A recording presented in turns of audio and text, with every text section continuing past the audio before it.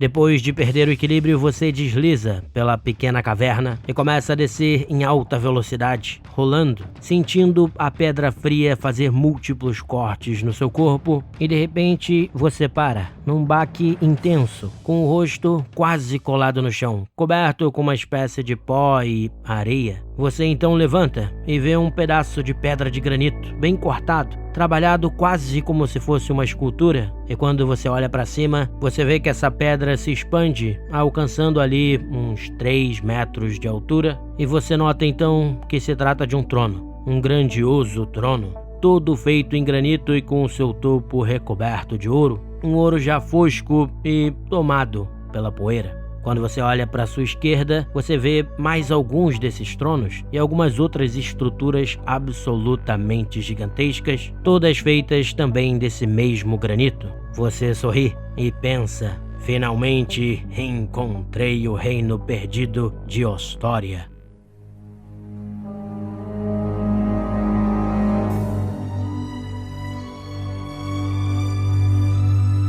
Hoje eu vou falar aí com vocês sobre a arquitetura e como a arquitetura pode ser importante para a criação de mundos. E aí eu dei o exemplo no começo justamente de uma cidade perdida do grande reino de Ostória, que seria o reino dos gigantes no Dungeons & Dragons. E pelo mundo inteiro você encontra ruínas dessas cidades, então eu quis mostrar como às vezes você pode chegar num local e simplesmente a forma como aquele local é apresentado, a arquitetura daquele local pode te dar muitas informações. E na realidade, essa pergunta sobre a arquitetura e a criação de mundos foi mandada aí por vocês. Foi uma pergunta enviada pelo Wellington Oliveira. E vocês podem participar do podcast mandando aí suas perguntas ou falando de NPCs legais que vocês criaram, personagens legais que vocês criaram, aquelas falhas críticas e momentos engraçados dos seus RPGs, enfim, o que vocês quiserem contar. Vocês podem contar que eu vou estar de olho para poder usar essas coisas no podcast e usar a participação de vocês, seja respondendo aqui num podcast ou nos podcasts em que a gente vai responder com convidados várias perguntas de vocês. Então participem, às vezes eu coloco lá a caixinha de perguntas no Instagram do Pensando RPG, ou vocês podem mandar um e-mail pra gente, que é até melhor, para pensandorpgradio@gmail.com, sem acento. E vocês podem estar perguntando também: ei, Léo, mas você não falou aí que você ia fazer episódio de segunda a quinta?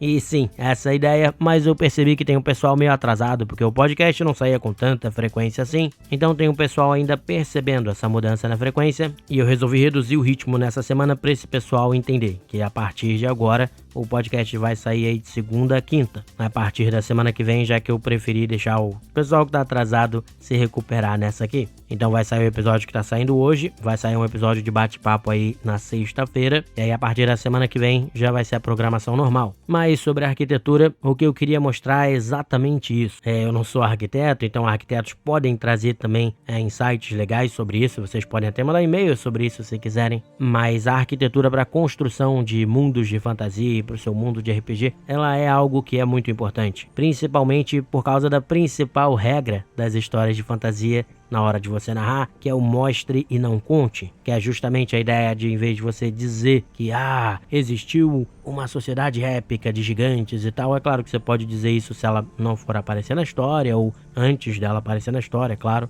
mas se você puder fazer os jogadores experimentarem isso e virem isso, é melhor. E isso vale para a hora de narrar também. Vamos dizer que você queira passar a ideia de que uma cidade é muito rica. Você poderia falar para os seus jogadores que aquela cidade é muito rica e que talvez as pessoas dali gastem dinheiro mais do que o necessário. Ou você pode narrar para os seus jogadores que vocês chegam numa cidade bem movimentada. Vocês ouvem o barulho intenso de carroças andando para lá e para cá, mas esse lugar onde vocês entram, ele é mais amplo, com alguns chafarizes e um espaço grande, mas o chão, estranhamente, ele é todo recoberto de mármore. E vocês veem vários e vários servos limpando o chão incessantemente para manter ele bem limpo, bem branco. Vocês percebem também que os chafarizes, eles são feitos desse mármore, com algumas pedras de granito, e que as estátuas são todas feitas em ouro. E quando vocês olham mais para o alto, vocês veem também um grandioso palácio, com um jardim que deve se estender talvez por quilômetros,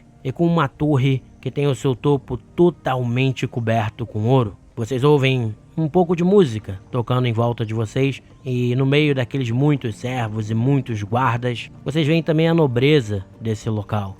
utilizando roupas de seda bem leves e bem caras, com muitos adornos também, às vezes em prata e em ouro na cabeça. Homens e mulheres utilizando muitas joias nas mãos, braceletes, colares, algo bem diferente da vila quase congelada e bem pequena de onde vocês vieram. Então vocês veem como, através da descrição, você não precisa dizer que aquele lugar é um lugar muito rico e que as pessoas talvez gastem mais dinheiro do que elas deveriam. Você está mostrando através do excesso de servos, de guardas, e das joias e tudo mais, que aquele lugar é muito rico. E de repente, se eles sabem que existem outras áreas na cidade, alguns já podem até estar desconfiando de que a desigualdade social naquele lugar pode ser muito grande. Afinal, você tem um monte de servo e um percentual bem menor de pessoas ostentando pra caramba. Então olha quantas coisas você já começa a sentir e quantas coisas essa descrição já vai passando para os jogadores sem você precisar dizer essas coisas. E reparem que entre as coisas que eu descrevi, a arquitetura faz uma parte grande disso. Então a arquitetura de algum local, ela pode dizer muito sobre aquele local, sobre aquela cultura. Ela não só pode, como ela diz, mesmo no nosso mundo. Então você narrar com mais detalhes a arquitetura de um lugar pode ser justamente você mostrando as coisas para os seus jogadores,